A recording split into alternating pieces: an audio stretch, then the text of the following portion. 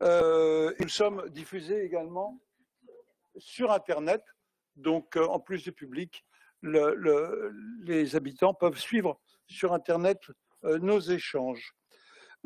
J'avais désigné des secrétaires de séance. Monsieur Blanchard, acceptez-vous? Très bien. Et Madame Mathilde Roussel, acceptez-vous? Non, vous ne voulez pas. Donc, Madame Jamila Mahameri, vous acceptez? Parce que vous êtes prise tout à l'heure? Bon, écoutez, vous notez, Madame, c'est noté. Merci infiniment. J'ai reçu les pouvoirs de Monsieur Pless qui m'a donné son pouvoir, ainsi que Monsieur Guégaud. Madame Tête-Noire Eugénie a donné son pouvoir à Chantal Vetter. Monsieur Sabatier a donné pouvoir à Martine Madeleine. D'accord. Madame Roussel donnera pouvoir à Monsieur Berthaud lors de son départ. Monsieur Gauvin a donné pouvoir à Franck Coupeau et Monsieur Pasquier à Madame Guigard. Voilà.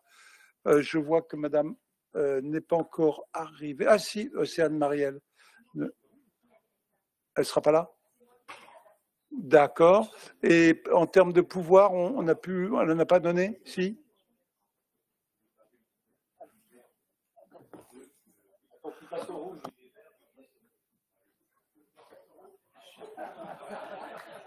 C'est vert et rouge et ça donne la parole. Oui, c'est vert et rouge et ça donne la parole. C'est bien, ça prend la parole. Non, juste pour vous dire qu'Océane Marielle, et j'en étais en copie, a envoyé un pouvoir parce qu'elle est partie pour quelques temps. Et voilà. Très bien. On n'a pas reçu? Si on peut envoyer un SMS qu'elle renvoie son message, qu'apparemment il n'est pas arrivé. Voilà. Alors, oui, je vous en prie. Tiffany aussi m'a donné pouvoir, mais je vois parce qu'elle m'a mis en copie, elle l'a envoyé à M. Barberou, du coup. Damien, si vous l'avez reçu, on vérifie instantanément et on le reroute à l'administration. D'accord. Voilà. Merci. Alors, avant de rentrer dans l'ordre du jour, j'ai quelques informations à vous transmettre. Un premier point sur la situation sanitaire. On voit tous que ça s'améliore. Est-ce que vous pouvez nous le confirmer? Oui, merci. Bonsoir à toutes, bonsoir à tous. Effectivement, on a une circulation virale qui est en baisse, un taux d'incidence qui est en baisse aussi sur l'agglomération comme sur toute la France. On est sous les 500 cas pour 100 000 habitants, donc ça commence à être des chiffres rassurants. Ce qui concerne l'hospitalisation, il y a toujours une personne en réanimation à l'hôpital actuellement et puis 24 patients Covid qui sont confirmés. Je veux juste vous apporter une petite information complémentaire concernant la vaccination jusqu'à présent sur le site du service de santé publique. On faisait encore de la vaccination 2 demi-journées par semaine. En accord avec l'agence régionale de santé, on va suspendre ce site de vaccination à compter du 10 juin. Et puis bien sûr, la médecine de ville prendra le relais pour les quelques vaccinations qui arrivent sur notre site jusque-là.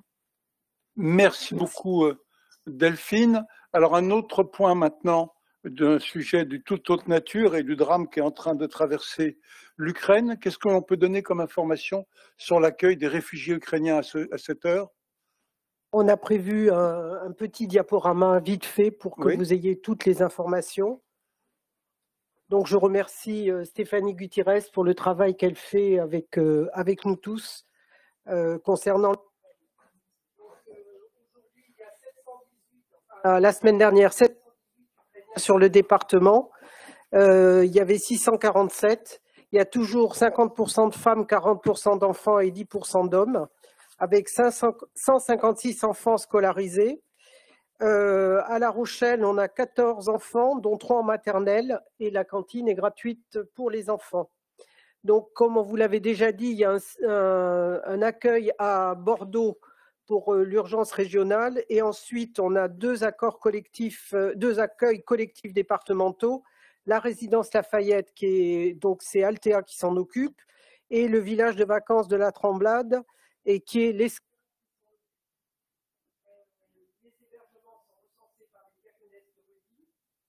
CCAS assure l'accompagnement social, et quand il n'y a pas de CCAS, c'est le département.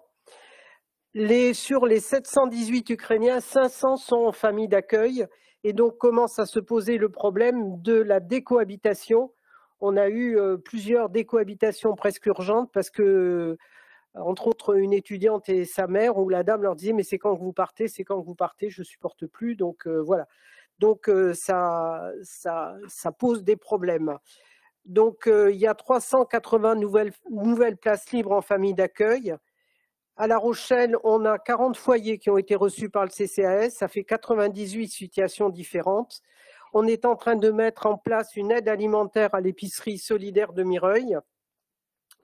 Les familles d'accueil rochelaises la visite est faite systématiquement par Stéphanie pour voir comment ça se passe. Et nous travaillons avec la nouvelle association qui s'est créée, qui s'appelle Aidons l'Ukraine 17, qui organise des convois vers l'Ukraine et qui a un rôle aussi de médiation envers les populations ukrainiennes si elles ont besoin, parce qu'il y a des gens qui parlent ukrainien ou russe. Et donc, voilà.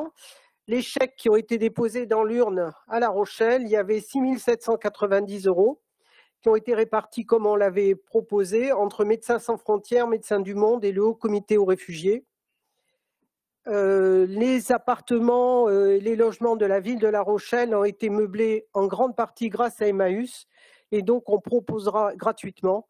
Donc on proposera à la prochaine commission vie associative de donner une subvention à Emmaüs pour les remercier parce qu'on les a un peu vidés de leurs biens.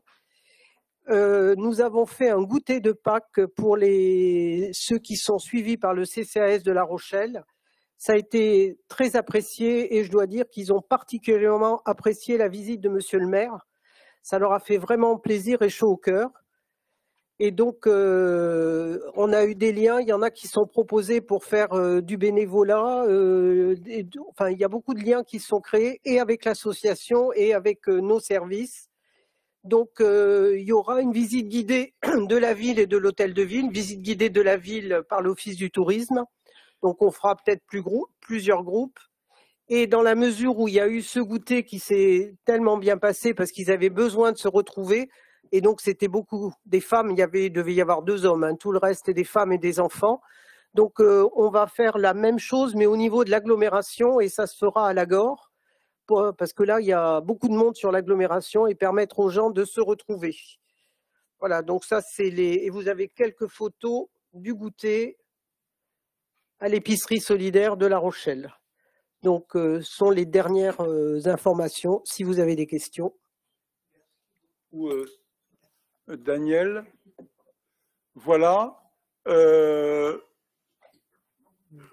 vais maintenant vous rendre compte des décisions du maire, mais surtout les adjoints, ce sont eux qui travaillent en vérité, prises par délégation.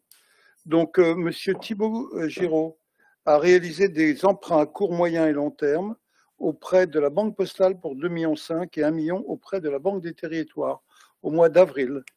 Ensuite, nous avons signé un contrat de licence d'utilisation de l'application Mercator Océan pour le musée maritime. Voilà. Ensuite, Dominique Guégaud a conclu et révisé des louages de choses. Le musée d'art et d'histoire a fait une convention de prêt avec le musée Théonaste Renaudot de Loudun. Le musée d'art et d'histoire a prêté des objets au musée d'archéologie nationale et le musée d'art et d'histoire a prêté des objets aux archives nationales, tout ça au mois de mars. Ensuite, des conventions établies par la direction des affaires immobilières et foncières, des mises à disposition des salles de l'ancienne école Kennedy à l'association Entraide protestante, mise à disposition de salles du groupe scolaire Berthelot à la Ligue de protection des oiseaux, mise à disposition du local du centre social Le Noroy au club Twirling La Rochelle, Île de Ré. Altea Cabestan a utilisé les salles Vatré et Prieuré. La CDA a utilisé temporairement le parc des expositions. Le centre associatif Charcot a été utilisé par l'Université du temps libre, l'UTL. Le CNAREP a utilisé temporairement le parc Expo. Le CNAREP à 2 occasions. La fabrique du Vélodrome a été utilisée par l'association Haute Tension. Et la préfecture a utilisé à titre temporaire le parc des expositions. le 25 mars 2022, sur une régie d'avance, M. Thibault Guiraud a organisé le paiement de frais de déplacement des agents. Voilà. Des biens, cession à titre gratuit de bacs CD, DVD à la bibliothèque de Cyrénonis, à la bibliothèque de Saint-Pierre-la-Noue, à la bibliothèque d'Aigrefeuille d'Aunis. Toujours la même chose, des sessions à titre gratuit de bacs CD, DVD à la bibliothèque de Saint-Georges-du-Loy, et ainsi qu'à la bibliothèque de La Devise. Je ne sais pas où c'est La Devise. Quelqu'un connaît? Non? Ouais. Donc ça existe vraiment. Ouais. D'accord. Alors ensuite, sur des actions de nature juridique, nous avons 2 contestations. Un recours au fond sur une contestation d'exclusion temporaire et des dégradations de la rue Léonce Maillot, constitution de partie civile. Nous avons également renouvelé différentes associations, c'est Madame Léonidas qui l'a fait, et nous avons demandé des subventions. Thibault Guiraud a demandé des subventions à l'État pour le centre social Christiane Faure, pour l'accessibilité du vélodrome, l'État, Décile, éclairage d'équipements sportifs, État, Décile, CDA, extension de l'école Jean Bart, département 17, création du skatepark à Lancan, modification, extension du gymnase de la Pinelière, modification de la décision de 2021, décembre, auprès de l'État, du FNADT, de la passerelle Jean-Jacques Rousseau, une subvention près de l'État, de la toiture du CTM, État, Décile, efficacité énergétique de l'école de l'Alleu, État, Décile, réparation du pont du Gabu, État, Décile. Voilà les décisions prises par nos collègues par délibération du conseil municipal. Voilà. À la fin du conseil, je donnerai des rendez-vous pour de nombreux beaux événements. Nous rentrons dans une période où il se passe beaucoup de choses sur la ville de La Rochelle et je vous donnerai des rendez-vous, mais je le ferai à la fin de notre conseil municipal. Chers collègues, je vous propose de passer au point 1 de notre du jour, convention triennale cité éducative au quartier de Mireuil. C'est présenté par Martine Madeleine. Vous avez la parole. Bonsoir à tous. Donc, il s'agit de vous solliciter pour la signature d'une convention triennale pour le dispositif Cité éducative pour le quartier de Mireuil-La Rochelle. En effet, pour mémoire, la ville en 2019 avait candidaté au label Cité éducative par l'Agence nationale des cohésions des territoires. Cette candidature n'avait pas été retenue. Donc, en 2021, on a fait un travail de diagnostic et de création de plans d'action concertés. Et nous avons présenté une seconde candidature en octobre 2021 avec un zoom cette fois-ci sur le quartier de Mireuil. Le 29 janvier 2022, on a obtenu le label Cité éducative avec une somme de 420 000 € par an pour le renforcement et l'innovation des actions éducatives à destination des 0-25 ans. Dans les quartiers politiques de la ville, REP et REP+, donc pour les années 2022, 2023 et 2024. Le pilotage donc, de cette enveloppe est géré par 3 instances, l'État, l'Éducation nationale et puis donc la ville, à travers, donc on aura une convention triennale associée à un plan d'action prévisionnel, une convention de mutualisation des fonds de la cité et puis une gouvernance qui va être dédiée. Alors, pour être un petit peu plus concrète, donc ce n'est pas un lieu, ce n'est pas un dispositif de plus. L'idée voulue par l'État, c'est de lutter contre les inégalités sociales liées à la différence d'accès à l'école et puis tout ce qui est avant l'école, pendant l'école, après l'école et autour de l'école, faire un certain nombre de dispositifs. C'est donc la mobilisation de l'ensemble des acteurs de la communauté éducative et des institutions engagées autour de l'école pour renforcer le rôle de l'école, promouvoir cette continuité et puis ouvrir aussi le champ des possibles, dont on sait que ces quartiers sont rarement véritablement dotés. Donc, Par-delà ces aspects, hein, notre objectif est avant tout de lutter contre les inégalités sociales par une nouvelle alliance entre ces acteurs éducatifs, les parents, les services de l'État, les collectivités et les associations. Les orientations sont multiples.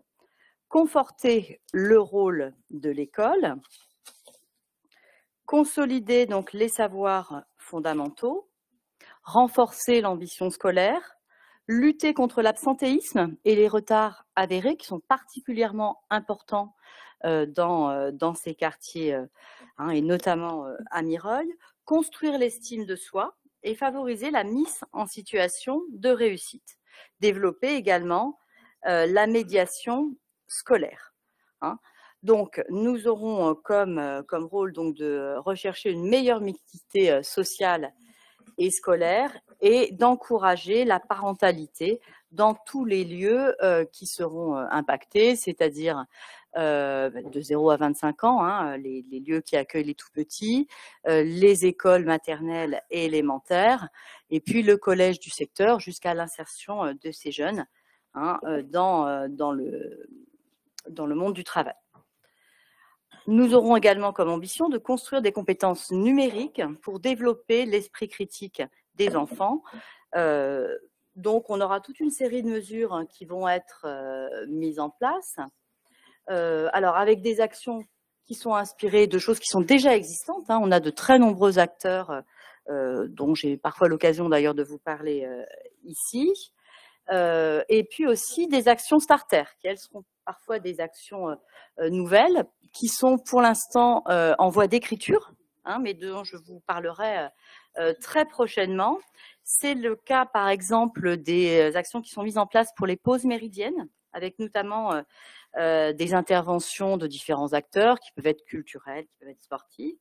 L'utilisation aussi de malles pédagogiques. Hein, c'est possible. Il s'agit essentiellement de consacrer ces sommes à du fonctionnement, mais on peut, par exemple, hein, passer par l'achat de ces malles pédagogiques.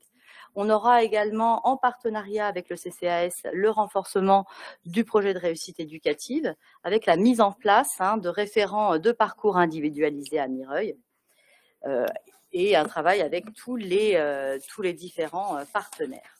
Voilà, donc c'est pour ça que je vous demande de signer cette convention triennale dont nous faisons partie. Merci beaucoup. Est-ce qu'il y a des questions particulières sur ce sujet-là? Vous avez été très complète. Je ne vois pas de questions ou d'interventions, donc je vais la mettre aux voix. Qui souhaite s'abstenir? Qui souhaite voter contre? Eh bien, cette convention sera signée avec à la fois l'État, et aussi l'éducation nationale. Catherine Benguigui, nous passons à un autre point de l'ordre du jour. Partenariat entre la ville de La Rochelle et le groupe hospitalier de Ré. C'est sur des questions culturelles. Oui, monsieur le maire, mes chers collègues, une délibération donc pour une convention entre la ville de La Rochelle et le groupe hospitalier concernant la bibliothèque de l'hôpital. Comme vous le savez, nous avons un réseau de bibliothèques au niveau de la ville, donc 4 bibliothèques, 3 bibliothèques de quartier et une bibliothèque de l'hôpital. Cette bibliothèque de l'hôpital est gérée par une convention depuis 1982. Elle permet aux patients et au personnel d'avoir une offre culturelle. Et cette convention arrive à échéance le 20 mai 2022. La proposition qui est faite, c'est de faire une convention qui va être provisoire, qui va pouvoir durer jusqu'à la fin de l'année, puisqu'on va se laisser le temps de renouveler le temps de la réflexion pour renouveler la convention ensuite à partir de janvier 2023. Dans cette convention, le groupe hospitalier de La Rochelle s'engage à mettre à disposition un local qui existe aujourd'hui, qui est adapté, à pourvoir la médiathèque du mobilier nécessaire à son activité, à prendre en charge directement l'ensemble des frais d'entretien et d'exploitation du local, et à participer financièrement aux moyens mobilisés par la ville pour le fonctionnement de la médiathèque. La ville de La Rochelle s'engage à mettre à disposition un agent contractuel selon une fiche de poste définissant ses missions principales et activités jusqu'au 31 décembre 2022. un fonds documentaire mis à jour régulièrement, dans la mesure où ça fait partie du réseau, une imprimante à disposition du public et le matériel informatique nécessaire. Et il y a aussi la communauté d'agglomération qui s'engage à mettre dans le cadre du réseau des bibliothèques 2 points d'accès public, des matériels, des logiciels hors abonnement Internet et consommables, et un logiciel métier qui permet la gestion du fonds documentaire. Donc là, il est proposé au conseil municipal, en accord avec la commission compétente, d'approuver la convention de partenariat si annexée et d'autoriser monsieur le maire à signer la dite convention. Merci beaucoup. Des interventions? Je n'en vois pas. Je vais mettre donc aux voix. Qui souhaite s'abstenir? Qui souhaite voter contre? Elle est donc adoptée. Merci beaucoup. Toujours Catherine. Convention de partenariat, cette fois-ci avec le centre socio-culturel du Pertuis. Donc, toujours une convention entre le service médiathèque de la ville de La Rochelle, donc ce réseau dont on a parlé, qui souhaite s'associer au centre socio-culturel Le Pertuis dans le cadre d'un projet partagé s'appuyant sur le dispositif La Ludo Bouge. Il faut savoir que le centre culturel du Pertuis, si vous ne le savez pas, gère la ludothèque de Mireuil et que c'est un partenariat entre la médiathèque, les médiathèques et cette ludothèque qui va permettre des échanges de compétences, des possibilités de prêt de jeux par rapport à la ludothèque, un développement de la coopération, de l'échange et de rencontres, sachant que c'est très intéressant dans le sens où le travail autour du jeu permet des projets autour de la parentalité et ce sont des actions très actives qui ont beaucoup d'impact sur les familles. Donc en fait, cette collaboration, comme je vous le dis, est importante et donc il est proposé au conseil municipal en accord avec la commission compétente d'approuver la convention de partenariat si annexée et d'autoriser monsieur le maire à signer la dite convention et tout avenant. Merci beaucoup. Des questions particulières? Je n'en vois pas, donc pareil, je vais la mettre aux voix. Qui souhaite s'abstenir? Qui souhaite voter contre? Cette délibération est donc adoptée. Merci beaucoup. Marie Nédélec. Enfin, la fête du port de pêche se fait. Et je profite de cette délibération pour tout de suite dire, n'y allez pas à midi, c'est le soir. Hein? Non, mais vous rigolez, mais c'est pas, on l'a jamais fait le soir. Donc c'est en fin de journée, donc je me permets de focaliser dessus. Une grande fête populaire, familiale, et donc vous nous en proposez les termes de la convention. Effectivement, monsieur le maire, cette année, la fête du port de pêche aura lieu le 2 juillet sous un format un petit peu différent, en soirée et non plus à l'heure du déjeuner comme habituellement. Et nous retrouvons cette fête après 2 années où on a traversé une crise sanitaire qui nous a empêchés de tenir cette 25e édition de la fête du port de pêche. Donc il vous est proposé que l'on puisse signer une convention tripartite entre la ville de La Rochelle, la communauté d'agglomération et le syndicat mixte du port de pêche de Chef de Baie.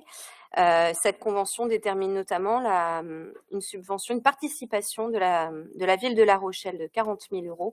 Et comme vous pourrez le voir dans la délibération, la communauté d'agglomération intervient cette année à hauteur de 15 000 €, ce qui n'était pas le cas les années précédentes. Merci beaucoup. Je vous invite à tous y aller. Hein. Jean-Marc, tu vas y aller?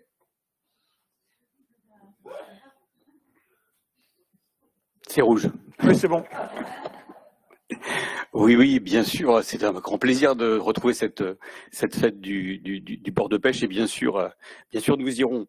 Par contre, j'avais une question. Enfin, j'ai 2 questions. Une première question qui est un peu une boutade. Est-ce qu'il y aura, au moment de la fête du port de pêche, un navire de croisière au grand port maritime? Vous savez, monsieur le maire, l'émotion qu'a suscité le premier accostage c'est le Sky Princess, à la fois dans l'île de Ré et puis dans notre agglomération zéro carbone. On annonce 35 escales, je crois, et puis quelques dizaines de milliers de passagers. Voilà, l'émotion de nos concitoyens était liée à la contradiction de ce retour un petit peu du monde d'avant, avec non seulement ces navires, mais aussi tout ce qui va autour. Et on le sait bien aujourd'hui, ce mode de tourisme n'est pas vraiment écologique, à la fois pour les impacts qu'il a en accostage, mais également sur tous les déchets en mer, sur le rejet des eaux usées, etc. Je développe pas plus, mais ma question, en fait, c'était, on a appris par voie de presse qu'il allait y avoir un comité, c'est dans le Parisien, je crois, hein, un comité ville-CDA pour justement réfléchir sur les impacts de ce tourisme-là. Ça fait longtemps, hein, je crois que ça fait à peu près 15 ans qu'on aborde la question à La Rochelle, donc il faut avancer. Il y a eu des éléments d'avancée avec l'électrification notamment qui est en cours, je crois, ou qui est réalisée, vous me le direz, des bateaux qui accostent. Mais voilà, je voulais simplement vous demander si vous allez associer vos oppositions voilà, à ce comité. On a envie d'y participer parce qu'on a plein de propositions. Merci. L'initiative de cette étude revient au Grand Port Maritime. Hein. C'est lui qui nous a proposé de se projeter sur l'avenir et de se dire quelle politique veut-on mener pour l'accueil des paquebots de croisière. Donc nous y sommes associés. Marie, c'est vous qui avez suivi ça, mais à titre personnel, je ne vois que des avantages, parce que à la fois le groupe écologiste et le groupe Le Renouveau puissent participer à ces travaux. Hein. Je ne vois aucun inconvénient. Marie ? Pour apporter effectivement des précisions, c'est le Grand Port Maritime qui pilote ce comité de pilotage, qui intègre les différentes parties qui peuvent avoir intérêt à ce qu'on puisse avancer sur le sujet, puisqu'il y a à la fois l'intérêt en tout cas l'intérêt écologique, les impacts environnementaux qui vont être étudiés.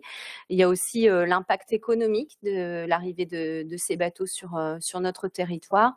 Et puis, il y a une évolution de la réglementation et le branchement à quai qui va évoluer et qui va nous nécessiter certainement des investissements. Donc, avant d'aller sur ces investissements. Pas à nous, au Grand Port. Au Grand Port. Ouais. Avant d'engager tout investissement, il faut se poser les bonnes questions d'avenir et je soumettrai au Grand Port la mise en place dans ce comité, que vous puissiez intégrer ce comité. Merci bien, effectivement, je trouve que le Grand Port a eu raison de réfléchir, de se projeter. Il n'a pas fait de communication particulière, mais l'attractivité de La Rochelle est forte et donc beaucoup de compagnies souhaitent escaler à La Rochelle. Voilà, donc la réponse est oui et on en profite pour que si jamais le groupe Le Renouveau souhaite y siéger, il serait normal d'y siéger également. Voilà, d'autres questions? À quelle heure ça, vous éteignez la lumière au port de pêche? 23h30 pour évacuation ou pour départ à minuit avec le dernier bus. Très bien. Bon, écoutez, on tiendra un stand tous collectif. Hein, Monsieur le maire, oui. Je ne prendrai pas part au vote, Ouais, si vous le souhaitez bien. Bien sûr. En tant que président du syndicat du port de pêche. Je mets au vote, donc ne prends pas part au vote, vous notez. Qui souhaite s'abstenir? Qui souhaite voter contre? Nous avons donc délibéré pour que cette fête ait lieu et ça va être très sympa de se retrouver là-bas. Délibération suivante, c'est une délibération que j'avais reportée du conseil municipal précédent, Michel Tillot, et j'apporterai quelques compléments derrière. Alors, je voulais, monsieur le maire et mes chers collègues, je voulais d'abord rappeler un petit peu ce qu'était la fête de la paix. Hein, c'est une fête qui se déroule du 13 au 29 mai, avec un côté qui est fort intéressant d'un exposé résister à la propagande de guerre. Deuxième élément qui est très intéressant, ils ont fait venir une facilitatrice, médiatrice sur la paix, hein, qu'on trouve quand on est sur le terrain des réfugiés ou en humanitaire, une médiatrice facilitatrice, et ça c'est hyper intéressant, qui va faire un exposé et qui va partager son expérience. Il va y avoir aussi une fête avec les enfants et ensuite avec l'association France-Ukraine, avec les petits souliers de Sainte-Soule. Ils vont mettre ensemble tous les enfants, partagés. Donc ça c'est vraiment fortement intéressant.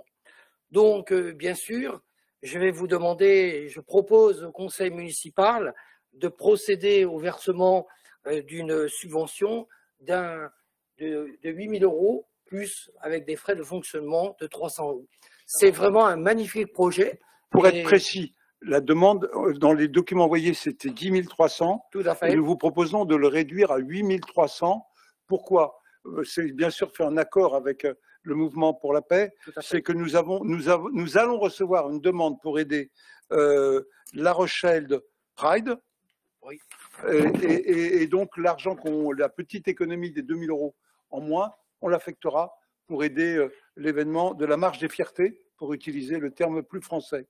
Si je peux me permettre de rajouter, on a décidé d'utiliser la quinzaine arc-en-ciel pour faire un petit peu différemment, particulièrement de parler de la journée, c'est vrai, de la journée du 4 juin 2022, la Pride, mais tout le reste, on a considéré que c'était bien de mettre semaine arc-en-ciel, parce qu'à la fois, on fait intervenir les collèges, les lycées, bref, des activités de théâtre, différentes activités sur ce public LGBT+. Voilà, mais on délibérera pour cette subvention le moment venu. Là, ce que je vous propose, c'est de délibérer pour 8 300 € pour l'attribution à l'association du comité Rochelais du Mouvement de la Paix, présidée par Claudie Valin. Des questions particulières? Oui, Nadège?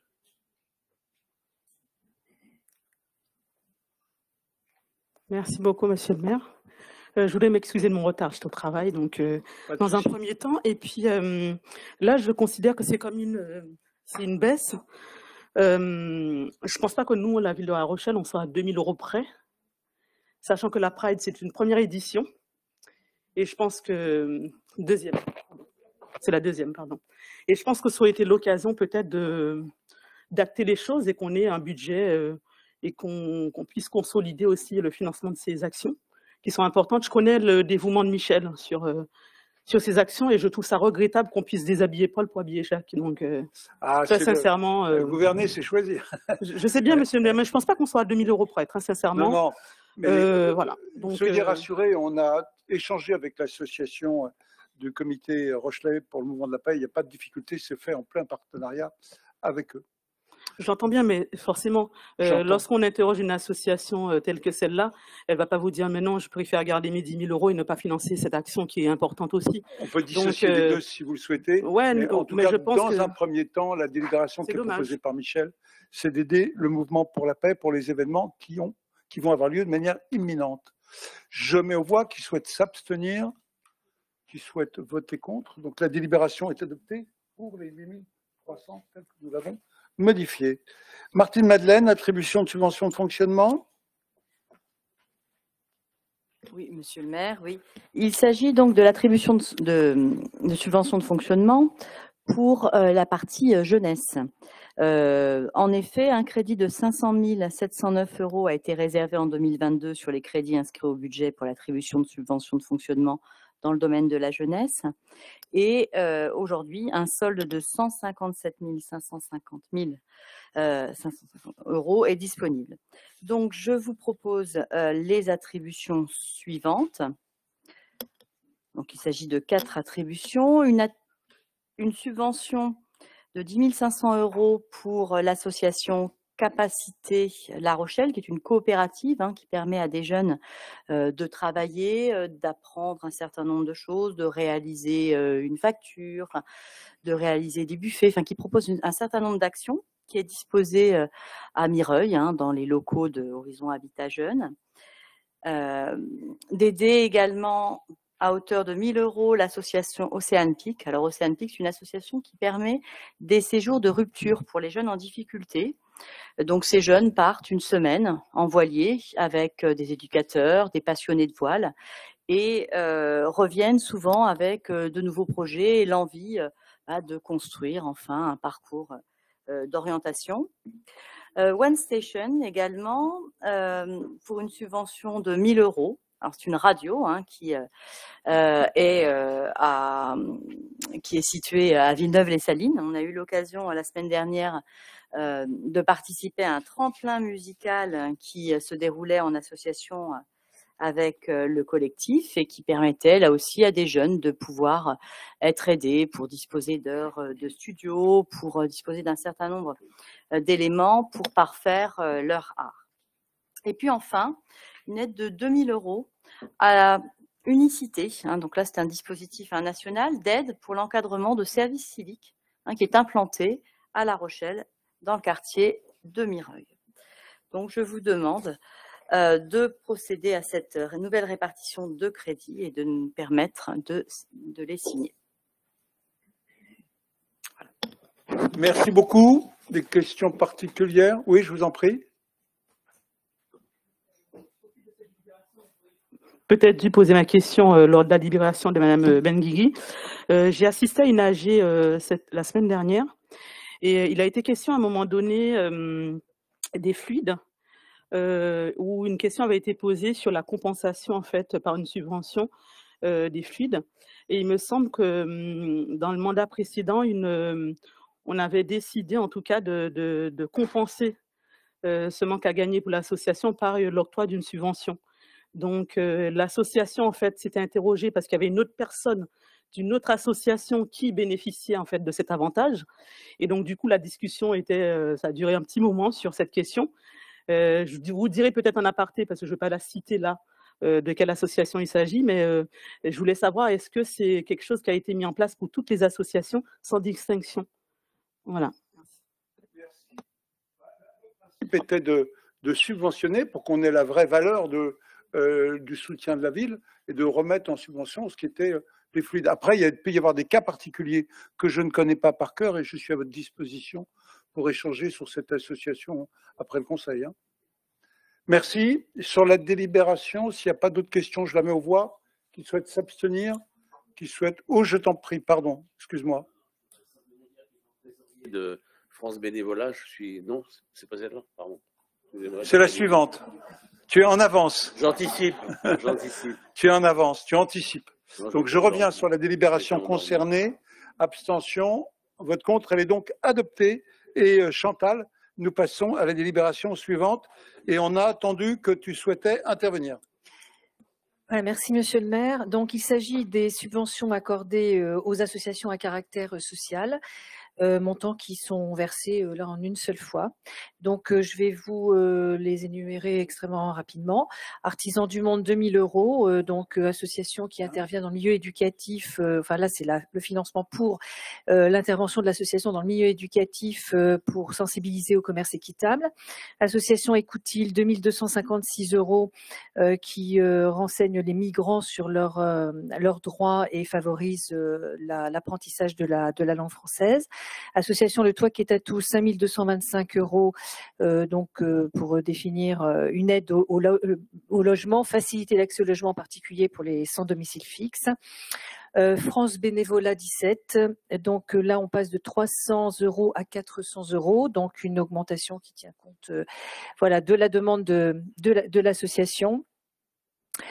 Parler français, donc 3 000 €, là aussi pour renseigner sur les droits et sur l'apprentissage de la langue. SOS Amitié, 2 800 €. Et puis ensuite, il y a tout un ensemble d'associations qui bénéficient, enfin qui sont des associations de personnes âgées, qui bénéficient d'une subvention de 300 € qui correspond, on vient de l'évoquer, justement aux dépenses de fluides pour l'occupation des locaux qui se situent le plus souvent d'ailleurs dans les centres sociaux. L'ADEPAP, Association départementale d'entraide des personnes accueillies en protection de l'enfance, 300 €. L'association AVF, Accueil des villes françaises de La Rochelle, 300 €. Entraide et solidarité rochelaise, 1 800 €. Association qui aide les personnes les plus démunies et fait des dons, surtout vestimentaires, pour les personnes sans domicile fixe.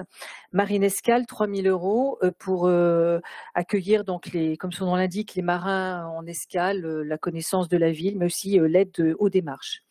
Et il y a une association, enfin une subvention nouvelle cette année, 2 500 € en faveur du Centre social et culturel Christiane Faure pour l'organisation de son grand banquet qui doit intervenir au mois de juin.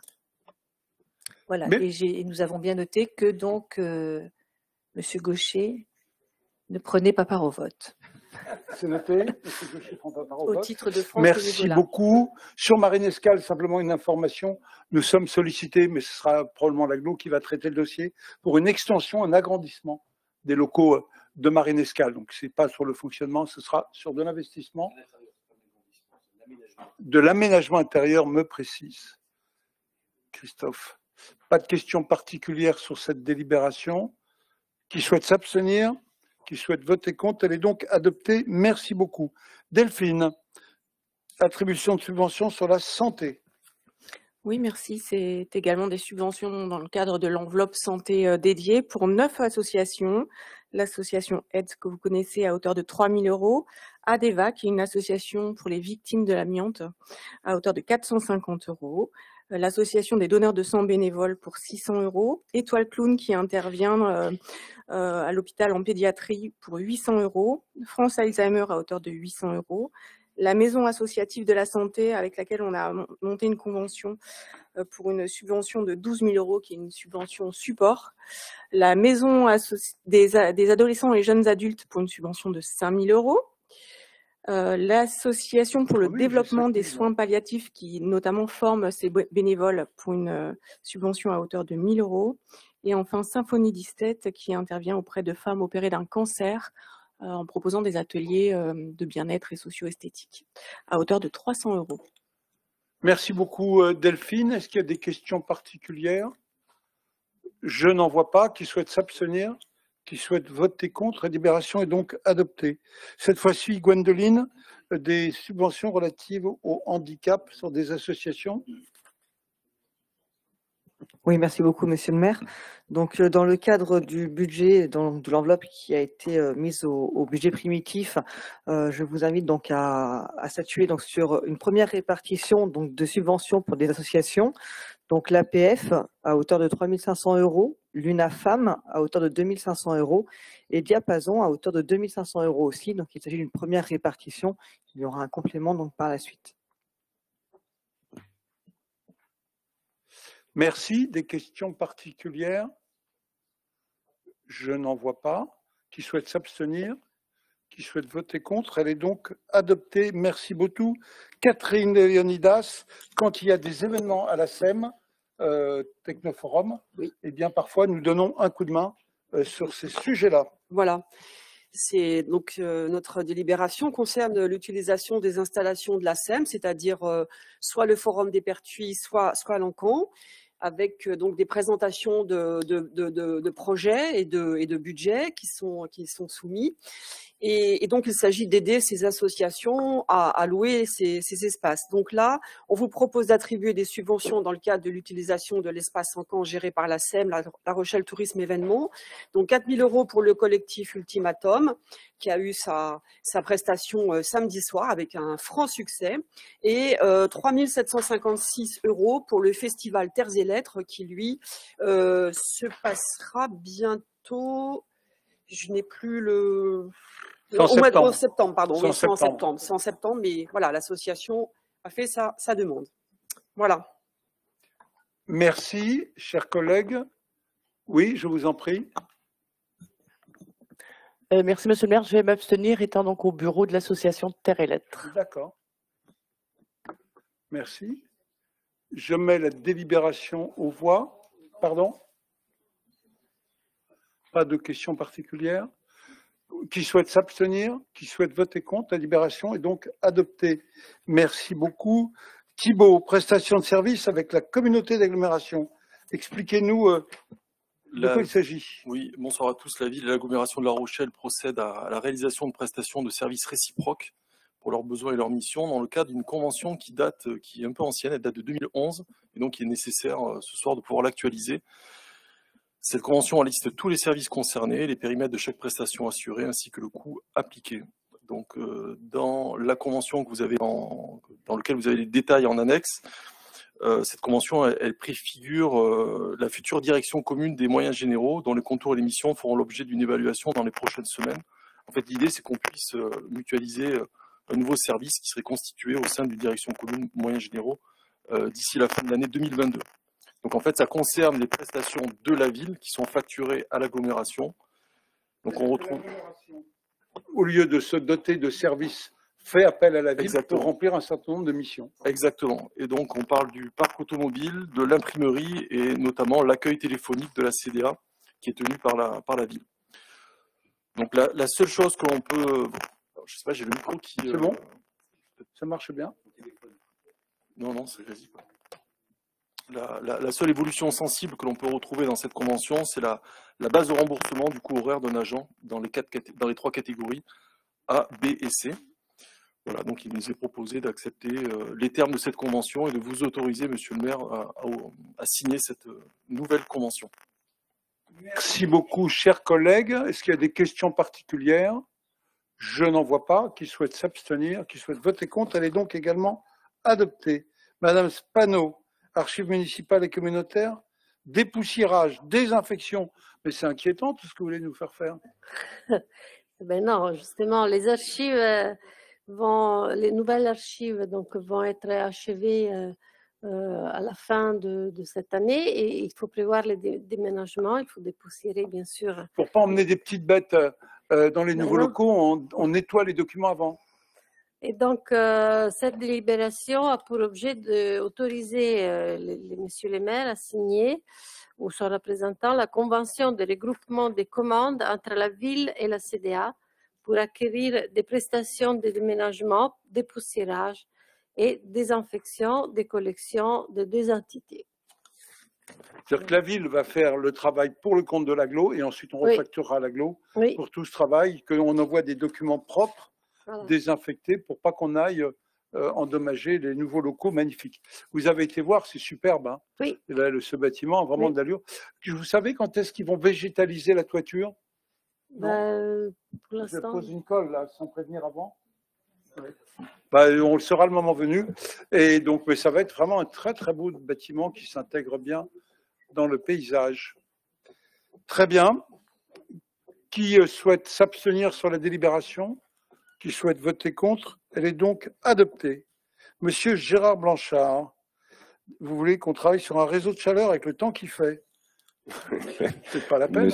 Monsieur le maire, chers collègues, c'est une délibération qui concerne un avenant, l'avenant numéro 7 pour le contrat de concession qui concerne le réseau de chaleur de Villeneuve-les-Salines. Alors le délégataire, c'est Saline Énergie Service, une société qui est une filiale de NJ Service. Alors, cette modification de contrat de concession concerne à la fois l'extension du réseau de chaleur, j'y reviendrai dans un instant, concerne également la mise aux normes réglementaires concernant les installations classées protection de l'environnement, ce qui est le cas d'une chaufferie pour un réseau de chaleur, donc un investissement pour mettre à niveau réglementaire. Et enfin, tout ça, ça a des implications en termes de tarification, une petite modification de tarification pour les abonnés de 2 € par an. Voilà. Alors, je rappelle que le réseau de chaleur urbain de Villeneuve-les-Salines est alimenté par une chaufferie bois, enfin, pas seulement bois, mais principalement bois. Plus que 70% de la chaleur produite sur ce réseau de chaleur est d'origine renouvelable à partir de bois. C'est un réseau donc qui part, la chaufferie est au niveau de Villeneuve-les-Salines, le boulevard Jean-Paul Sartre, pas loin de la Rocade, et remonte jusqu'au niveau du centre hospitalier. Donc c'est un réseau qui a été créé en 2000. Il y a eu un avenant qui était l'avenant numéro 6 en 2014 qui a permis de raccorder le centre hospitalier. Donc c'est quand même un réseau qui fait presque 8 km de longueur. Voilà.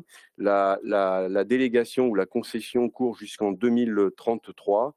Et donc là, l'objet de l'extension concerne donc le quartier Joffre-Romsey avec 3 îlots, 2 îlots qui concernent des logements, jusqu'à 560 logements qui pourront être accordés, avec une 3e possibilité qui consiste à raccorder les 2 lycées d'Oriol et Romsey. Voilà, ce qui rajouterait 2,5 km au réseau.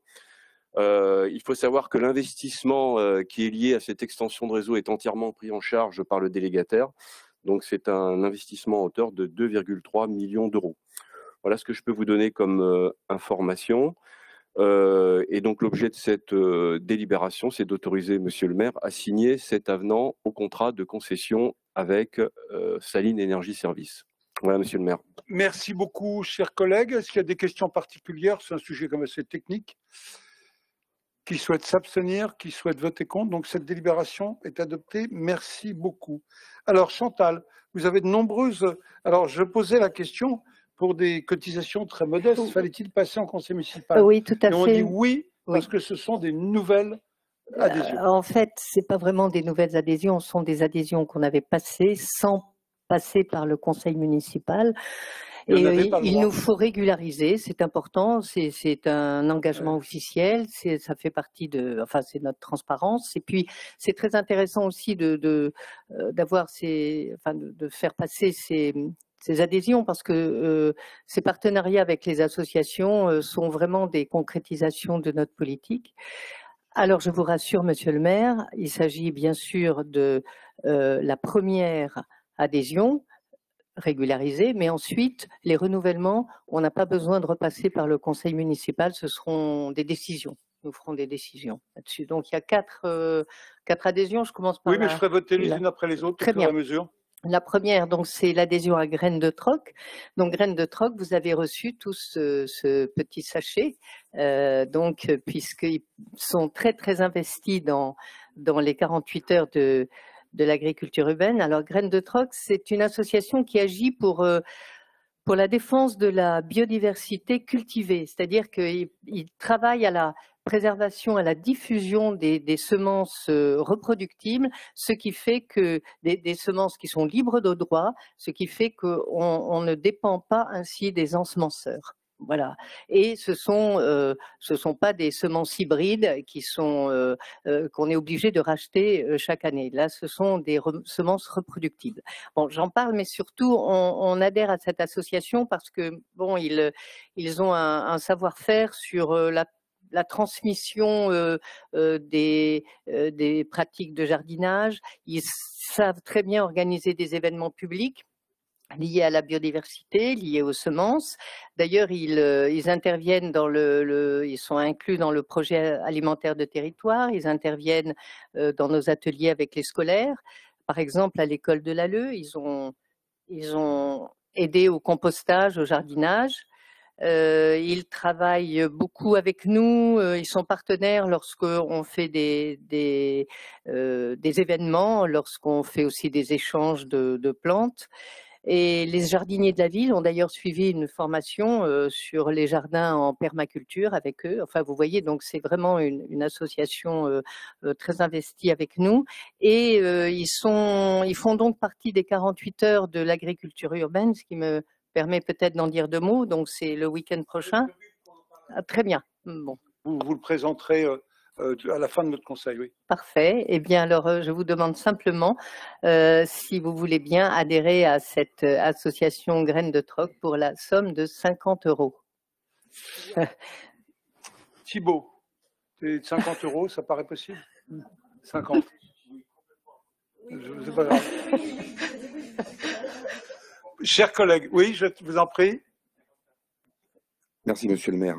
Alors, bien évidemment, nous sommes pour cette cotisation de 50 € Graines de Troc. D'ailleurs, ce soir, on va s'empresser d'aller planter nos betteraves de Détroit, parce que vous avez eu, vous. Mais plus sérieusement, moi, j'avais une question, Madame Vetter. Il semblerait qu'à l'oratoire, il y ait un arbre 2 fois centenaire qui soit mal placé. A-t-il été répertorié et quel est son devenir? Avez-vous des infos à nous donner? Je vous remercie. De quel arbre vous... Ah oui. Oui. Effectivement, c'est un arbre qui doit être déplacé. Donc, il a été, une société est venue pour voir la possibilité du déplacement. C'est un arbre énorme. Donc, le coût du déplacement et on devrait le mettre vers la porte Dauphine, voilà, prochainement. Alors, pour bien expliquer, quand vous rentrez dans la cour de l'oratoire, enfin, derrière, il y avait un premier arbre à droite qui, lui, est très protégé. Donc, celui-là restera. À l'inverse, à gauche, c'est là où il est prévu une construction, d'où la nécessité de déplacer cet arbre qui n'est pas protégé, mais ça vaut vraiment le coup de faire l'opération que propose Chantal. C'est sous contrôle? J'espère, hein, on est comme tout le monde, on croise les doigts. En tout cas, on s'assure de tous les meilleurs conseils pour pouvoir réaliser cette opération. Ça m'énerve. C'est le rouge qui marche. C'est Jean-Marc qui a changé tous les codes. Oui, c'est une société qui a fait l'évaluation. Il y en a 2 en France. Cette société, elle vient de Strasbourg. C'est une opération qui a un coût effectivement très important et qui qui va avoir lieu en plusieurs étapes. Tout d'abord, il faut cercler le tronc, il faut rassembler. Enfin, donc on en est là. Ensuite, il faudra bien sûr l'enlever. Alors, il faut qu'il soit vertical, pas couché, ou alors s'il est couché, ça risque d'avoir du stress et des atteintes à sa repousse, enfin à sa replantation. Oui,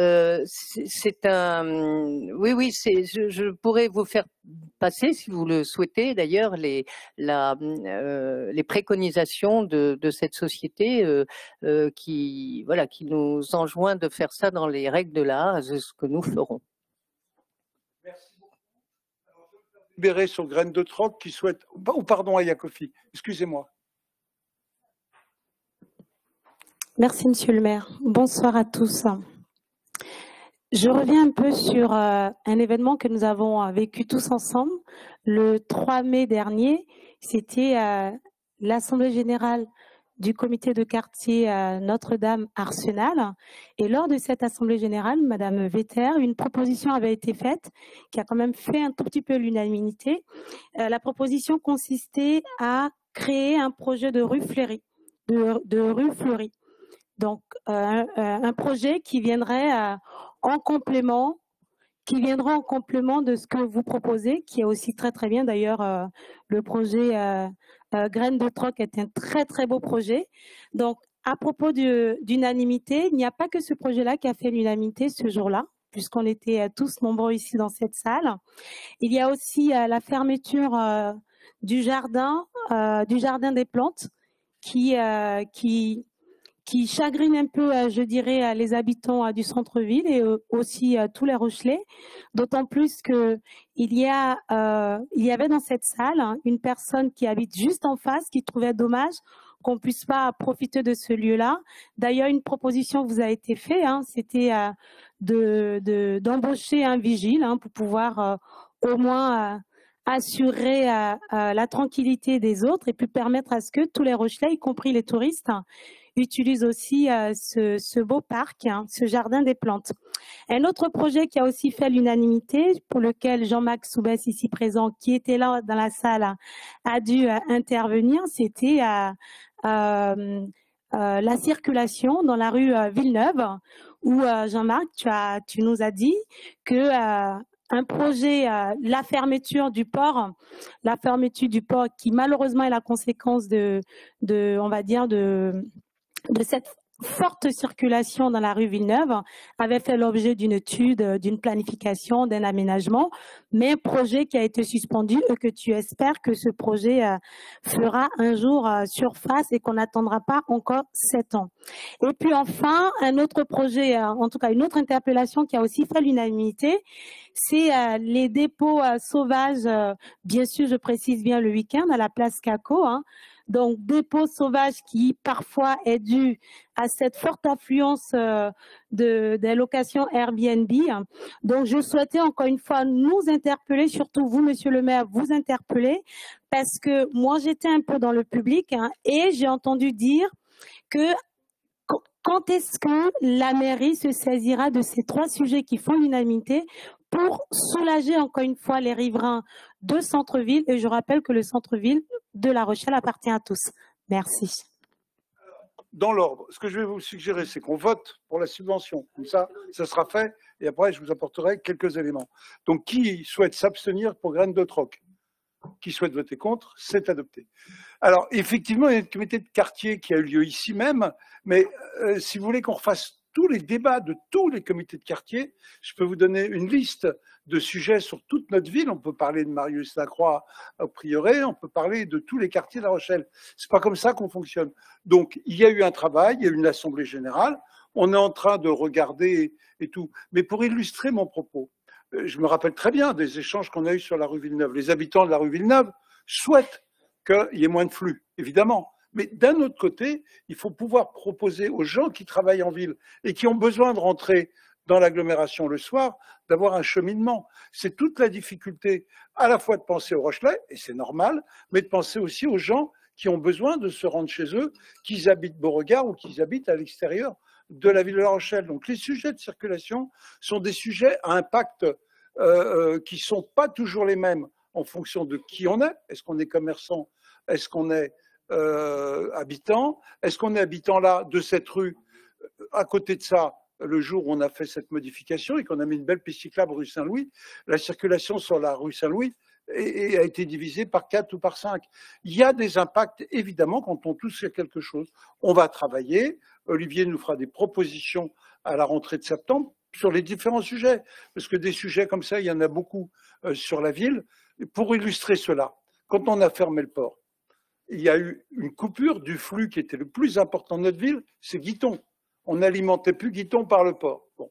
Ce jour-là, quand on était voir les commerçants, ce jour-là, ça remonte à 7 ans maintenant, on a été voir les commerçants de la rue Guiton qui nous ont vus, ils étaient effondrés. Le fleuriste avait perdu 3/4 de son chiffre d'affaires, la boulangerie était en ruine, et voilà, on s'en est pris plein la figure. Mais au fil du temps, on est passé d'un commerce de flux à un commerce de quartier, de centralité. Et aujourd'hui, vous pourrez voir, quand vous êtes au carrefour Coligny-Guiton, qu'il y a une nouvelle vie commerciale qui s'est organisée. Donc, dès qu'on touche à ça, il faut bien regarder l'impact. Il ne faut pas penser qu'au Rochelais intramuros. On a besoin de penser aux Rochelais qui habitent là, évidemment, mais on a aussi besoin de penser à ceux qui viennent travailler dans notre ville et qui ont besoin de pouvoir encore circuler. La plus grosse des modifications qu'il y a eu quand on est passé au port piéton, et dans les modifications que nous apportons, c'est le passage au vélo. Regardez, toutes les catégories de la population aujourd'hui sont au vélo, vélo standard, vélo électrique, vélo cargo. Donc c'est ça la vraie réussite des transformations qu'on est en train de faire et qu'on va continuer. Mais il faut regarder assez globalement les aménagements et les conséquences que ça a. Tout le monde veut pouvoir utiliser sa voiture, enfin encore un certain nombre, qu'elle soit électrique ou thermique, mais personne ne veut de flux en face de chez lui. Et quand je parle à l'échelle d'agglomération, je ne vous dis pas. Donc, oui, madame, je vous en prie. Moi, je n'étais pas à cette réunion. Si vous voulez, pour une réunion de quartier bien organisée, il faut qu'on sache un peu à l'avance quels sont les thèmes. Notre collègue Olivier, je crois que n'était pas non plus présent à cette réunion, donc il faut un petit peu d'organisation.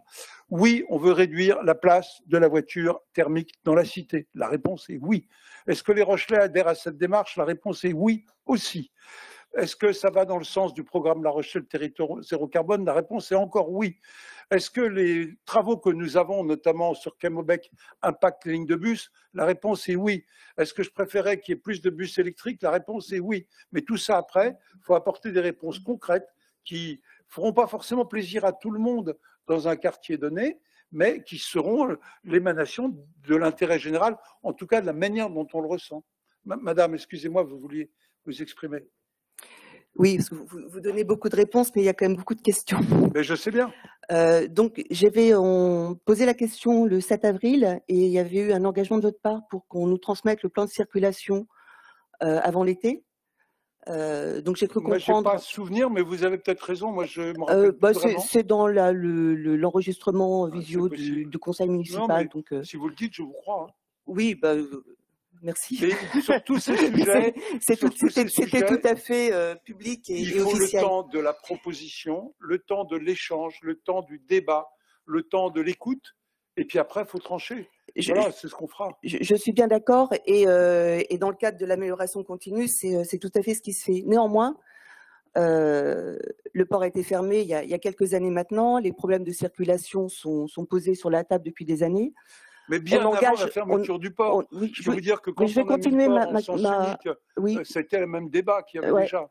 Je ne voulais pas forcément rentrer dans un débat aujourd'hui, je voulais juste compléter ma question. Donc, on engage beaucoup de travaux, il y a des rues qui sont piétonnisées, il y a des choix de revêtement de rues qui sont assez structurants. Et on peut être étonné qu'on n'arrive pas à avoir le schéma directeur. C'est quoi la logique de circulation dans la ville? Quelles sont les logiques d'arrêt dans les parkings qui sont prévus? C'était le sens de notre question. Donc, bien évidemment, j'espère qu'à l'automne, on aura une vue globale et complète, mais une vue qui parle à l'ensemble des Rochelais, des habitants. On n'est pas là pour négocier la rue X par rapport à la rue Y, mais juste de comprendre la circulation dans cette ville est devenue illisible pour tout un tas de raisons. Il y a tout un tas d'incivilités qui sont liées aussi au fait qu'il y a un manque de lisibilité et des changements qui sont récurrents du plan de circulation. Donc l'idée, c'est est-ce qu'on peut avoir une présentation du schéma de circulation cible du centre-ville de La Rochelle, puisqu'on est sur un périmètre qui est assez délimité, et des prérequis qui sont mis en place, qui a priori avaient été abordés il y a quelques années avec Jean-Marc Soubest, des prérequis qui seront mis en place pour aider à ce que les personnes accédant en voiture en centre-ville puissent laisser leur véhicule et utiliser le centre-ville avec d'autres moyens, que ce soit le vélo ou à pied. Donc c'est vraiment l'approche globale, sachant que dans les mobilités, il y a le piéton aussi. Voilà, donc c'est la voiture, le vélo et le piéton, de voir à un moment donné comment cette cohabitation s'organise et quels sont les moyens qui seront mis en place.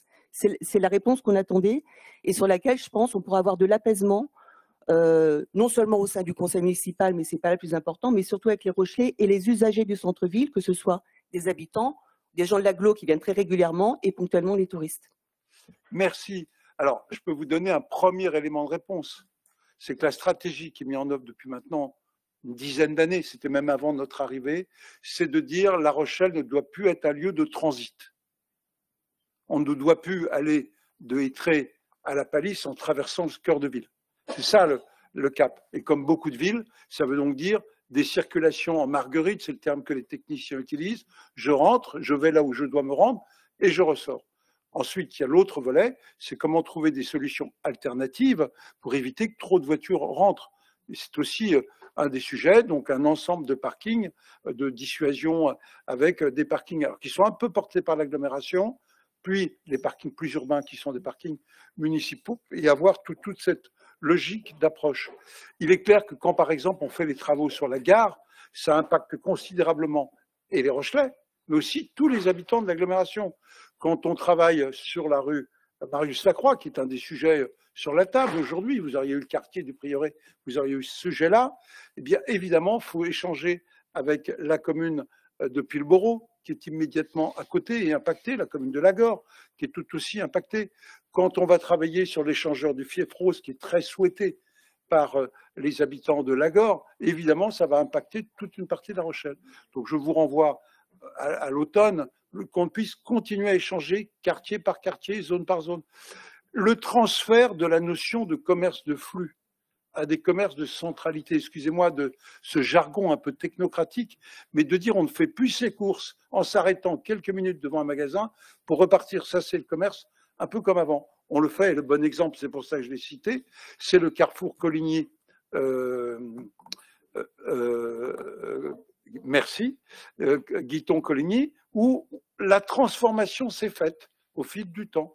Vous auriez été dans la salle du conseil municipal il y a 20 ans, vous seriez revenu tremblant d'une réunion, enfin, en tout cas c'est ce qui m'était arrivé, parce que les gens traversaient la ville à 90 à l'heure. C'est ça la réalité. Vous vous rappelez peut-être des manifestations après le décès d'une jeune fille au rond-point qui est devant l'église de la Jeunette. Depuis, il y a eu un rond-point. On est dans une période où, doucement, le vélo renforce sa place année après année, la voiture roule plus lentement, je crois que même si chacun dans son quartier considère que les gens n'ont pas encore suffisamment réduit, on rentre dans une nouvelle ère. Maintenant, il n'y a pas de solution miracle, c'est du travail, de l'échange, et puis après un arbitrage politique. Et sur différents sujets, je ne peux pas vous dire aujourd'hui, si je commençais à vous dire on va faire ceci ou faire ça, personnellement, j'ai bien vu que des sujets un peu délicats. Je vais prendre un exemple, la piste cyclable, la grande piste cyclable qu'on a fait il y a 4 ans maintenant, Leclerc-Grasset, qui va, voilà. Je me suis dit, on va se faire massacrer sur cette piste cyclable. On a supprimé un nombre de places de stationnement, voilà. On a demandé au comité de quartier, ça s'est bien passé. Je me suis dit, il y a un loup quelque part. On a écrit à tous les gens. Il y a eu 2-3 protestations, puis finalement, cette piste cyclable est passée comme une lettre à la poste. Donc, de l'échange, du dialogue, de l'écoute, c'est comme ça qu'on pourra avancer. Mais je vous vois bien, je connais bien le quartier, je vois bien qu'il y a un petit peu de monde. On a en plus une complexité particulière, c'est qu'on a dévié les réseaux de bus pendant tous les travaux sur Maubec. Hein. L'arrêt Maubec n'a pas encore repris, donc les bus font des circuits par l'arrière. Donc on est obligé d'avoir une vision globale qui prend un peu de temps. On doit penser échelle d'agglomération aussi. Une personne âgée qui habite Saint-Rogatien doit pouvoir aller au marché de La Rochelle du centre-ville.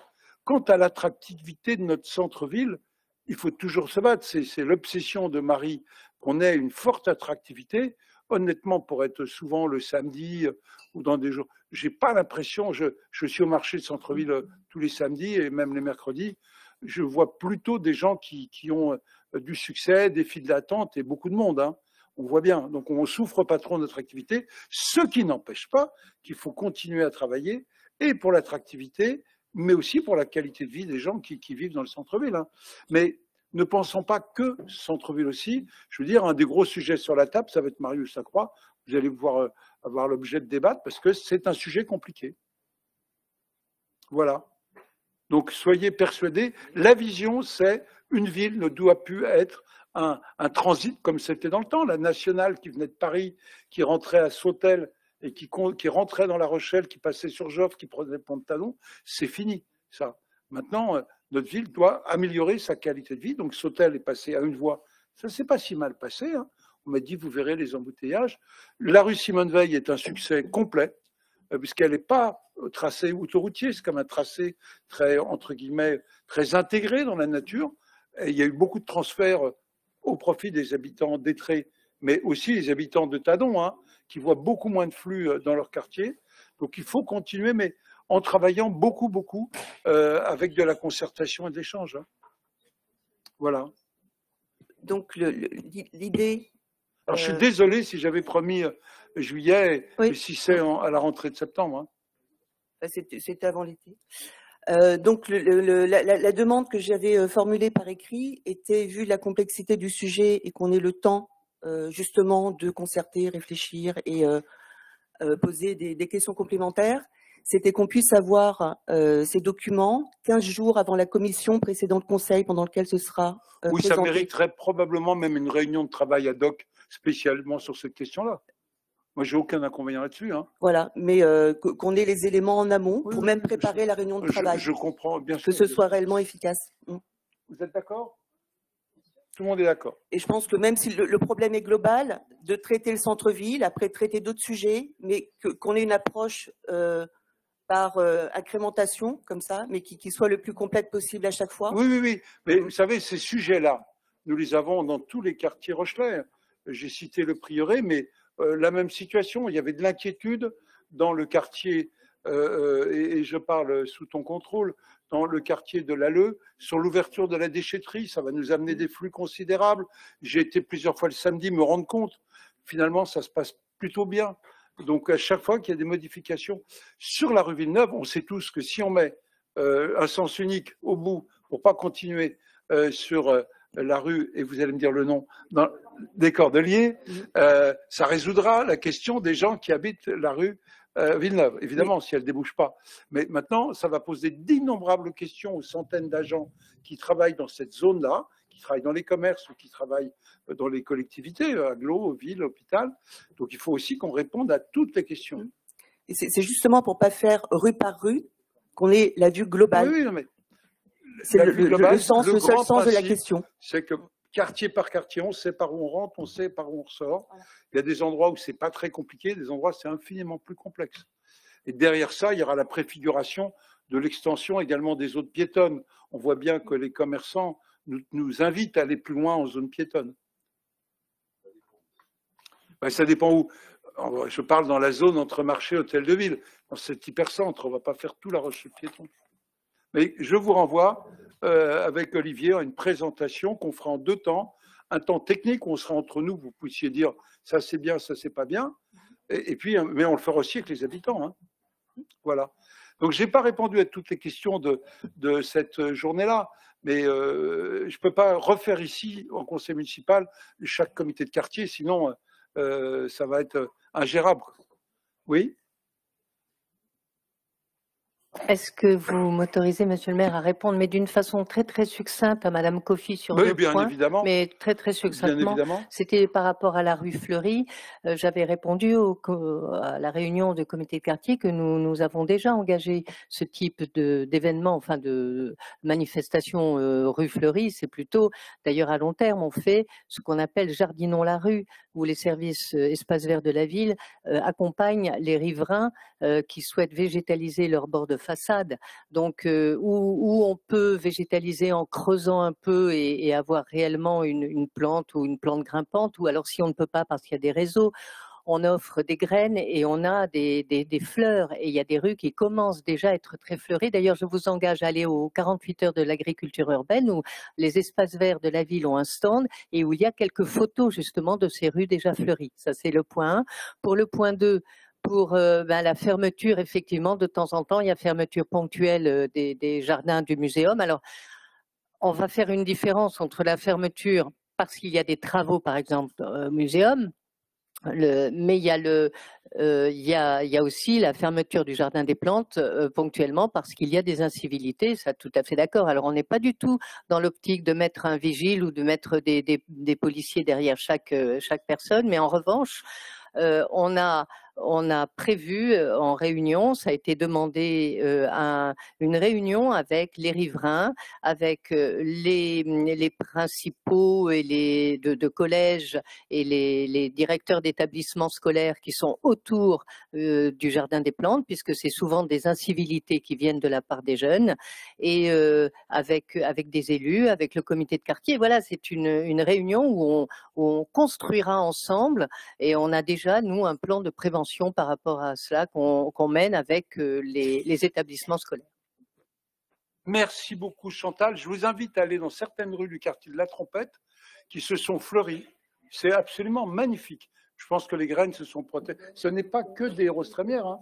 Il y a un peu de tout. C'est magnifique. Peut-être que les habitants qui se sont passés les graines les uns aux autres, mais c'est très très joli dans la rue. Voilà. Merci. Alors, deuxième délibération. Ah, je pensais pas que pour 50 € on ferait 1 heure là. Alors là, la deuxième, c'est sur 300 €. Bon. Ouais, c'est important la matière. Oui.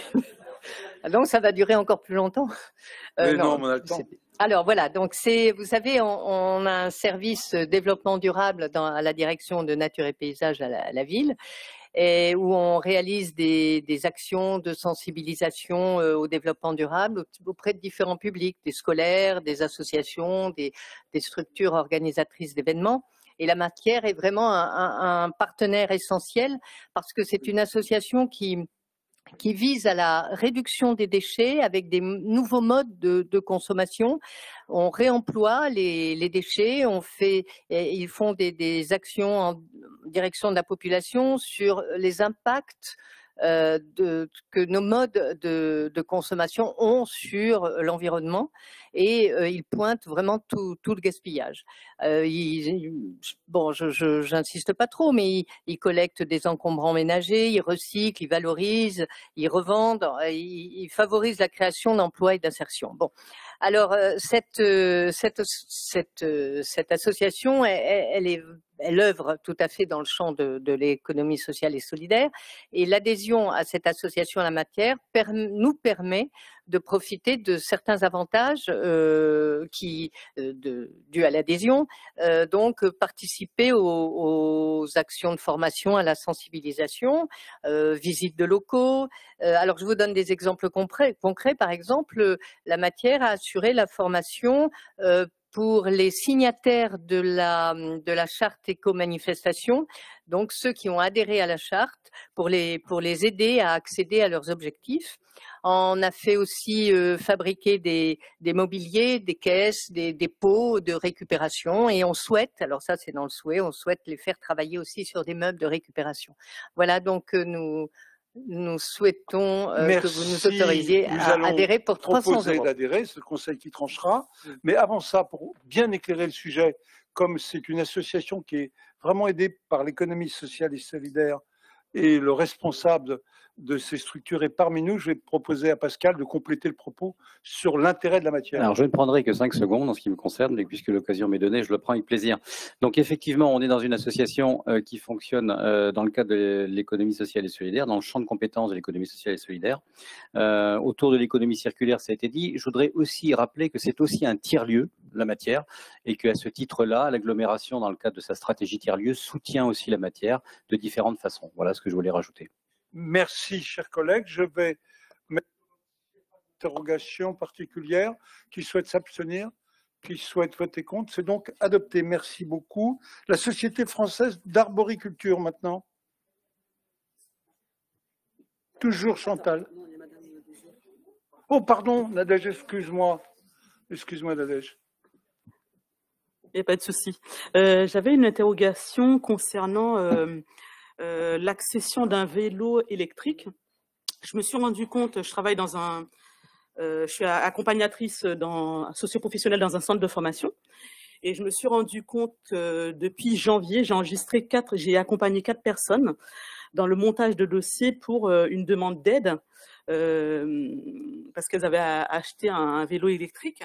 Et je me suis rendu compte que c'est une bonne initiative qui est prise sur notre territoire parce qu'on a une aide de l'AGLO accompagnée d'une aide de l'État, mais qu'il n'y avait pas de communication autour de ça. Même les partenaires, comme je ne vais pas les citer, mais bon, je les cite quand même, Intersport, Decathlon, etc., ne font pas de publicité dans leurs magasins. Et donc, du coup, les gens n'ont pas de connaissance de cette aide. Et je trouve ça dommage parce que beaucoup de jeunes et même de personnes plus âgées pourraient accéder et acheter un vélo électrique, mais de par cette méconnaissance, ne le font pas. Donc, je trouve ça dommage qu'il n'y ait pas de communication, qu'il n'y ait pas de... Et voilà, donc je voulais le dire, le souligner, parce que c'est vrai que j'ai pu les accompagner parce que j'avais moins connaissance de cette aide. Voilà. Donc, Et puis, si l'État en fait toujours des aides pour les vélos électriques. Si, il faut à condition que l'AGLO accompagne. C'est une aide D'accord. complémentaire à l'AGLO. Bon, bah écoutez, on va communiquer et on va faire le point sur ce sujet. Merci. Chantal, vous voulez qu'on adhère 66 €, c'est considérable. Oui, à la Société botanique. Société botanique Oui. du Centre-Ouest. C'est la Société botanique du Centre-Ouest, c'est un réseau d'experts dans le domaine de la flore. Ils diagnostiquent, ils font l'inventaire de la flore. Et nous, ça nous intéresse beaucoup sur la flore de La Rochelle, sur les zones naturelles remarquables qu'on a. Et surtout, alors ils font un lien avec les services de l'État. Si on a des espèces protégées sur notre territoire, c'est un réseau absolument incontournable pour les services de l'État, pour la préservation des espaces naturels. Et donc, pour nous, c'est un partenaire très important et ça nous permet aussi de faire connaître le patrimoine végétal. Et en plus, on peut participer à des formations et on a accès à leurs publications. Merci Chantal, je ne vois pas de problème particulier. Qui souhaite s'abstenir, qui souhaite voter contre, c'est donc adopté. Et maintenant, dernière adhésion, oui, c'est la Société française d'arboriculture pour 165 €. Donc c'est pour nous permettre de soutenir la gestion et le suivi de notre patrimoine arboré. On a le meilleur spécialiste du monde déjà dans nos services. C'est vrai, mais en plus, là, ça nous permet de profiter de la revue qui est extrêmement intéressante, qu'on reçoit d'ailleurs sans être abonné. Pareil, c'est un réseau professionnel absolument incontournable. Il fait la promotion de la mise en œuvre de l'arboriculture de qualité, pour développer les règles de l'art dans la pratique de l'arboriculture, pour publier des recherches sur l'arbre. Pour mémoire, ils ont en 2014, il y a eu un championnat d'élagage à La Rochelle et ils ont participé à l'élaboration. Non, justement élagué dans les règles de l'art. Et en plus, il participe à ce qui nous intéresse aussi énormément, c'est le barème vie de l'arbre, c'est-à-dire combien vaut un arbre. Merci, chers collègues. Votre compte, nous adhérons à... Voilà. Nous changeons complètement de sujet. Thibault, vous avez estimé qu'il était nécessaire de mieux indemniser nos agents quand ils venaient travailler le week-end. Exactement, je suis ravi de pouvoir rapporter ces délibérations ce soir. Donc on a bien un fonctionnement de nos services, cela implique le travail le dimanche et les jours fériés, notamment au niveau du service stationnement. Alors je vais peut-être passer, petit regard.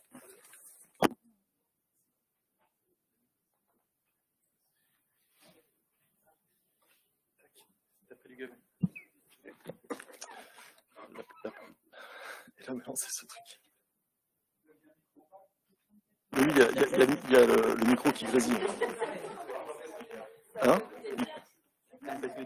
Non, je peux pas. Allez, bah oui. Donc je disais, notre fonctionnement des services implique le travail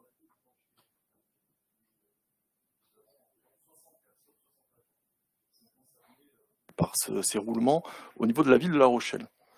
À ce jour, la réglementation applicable permet de verser un complément de rémunération, écoutez-moi bien, de montant de 74 centimes par heure travaillée, soit une majoration d'environ 5 € de plus par jour travaillé le dimanche ou les jours fériés. Et donc, monsieur le maire, vous avez saisi Daniel, la direction générale et la DRH, me dit, mais cette compensation, elle est largement insuffisante aujourd'hui si on veut être attractif pour recruter, si on veut aussi fidéliser un certain nombre d'agents qui travaillent dans nos collectivités. Et vous nous avez donné un objectif, c'est qu'on puisse travailler entre les 3 collectivités de manière à avoir une réponse coordonnée sur un montage juridique aligné sur les 3 collectivités. Donc on s'est réunis, on a réfléchi et on a trouvé une astuce pour pouvoir faire cette compensation de suggestions qui nous paraissait insuffisante. Donc il nous est proposé de créer un complément indemnitaire en instaurant une part IFSE travail de dimanche et jour férié de montant brut de 50 €. Alors j'ai plus exactement le taux de cotisation, mais on doit être aux alentours de 45 € net par dimanche ou jour férié travaillé. Ouais, à peu près. Et donc 25 € brut pour une demi-journée. Bon, il y a un petit paragraphe aussi où on en profite dans cette délibération pour modifier un process concernant l'attribution des chèques déjeuner aux agents saisonniers. Voilà, donc c'est une mesure sociale qui nous permet aussi de saluer l'importance et l'implication des agents. Donc nous avons passé ces délibérations devant le comité technique. Les organisations syndicales ont adopté cette délibération en date du 14 avril 2022 et donc il est proposé au conseil municipal d'instaurer cette part supplémentaire pour pouvoir mieux rémunérer nos agents les dimanches et jours fériés. Donc à la base, je le répète, c'est monsieur le maire qui nous a saisis, nous avons travaillé, c'était surtout pour répondre à un besoin croissant au niveau du CCS et par effet d'alignement sur nos 3 collectivités, exactement. Donc on passe aujourd'hui en conseil municipal, la semaine prochaine en bureau communautaire pour l'agglomération et puis j'imagine que Daniel va faire passer aussi ses délibérations au niveau du CCS. Merci. En tout cas, ces 50 €, ça reste quand même dans les objectifs, il fallait que ce soit attractif, il fallait pouvoir fidéliser. Et dans le côté attractif, c'était quel montant nous permettait d'être attractif. Et je crois que 50 € pour des bas salaires, ça reste un montant significatif. Merci beaucoup Thibault. Je rappelle donc que le comité technique a donné un avis favorable. Merci. Des questions particulières? Je n'en vois pas. Oui, pardon, je vous en prie Nadège.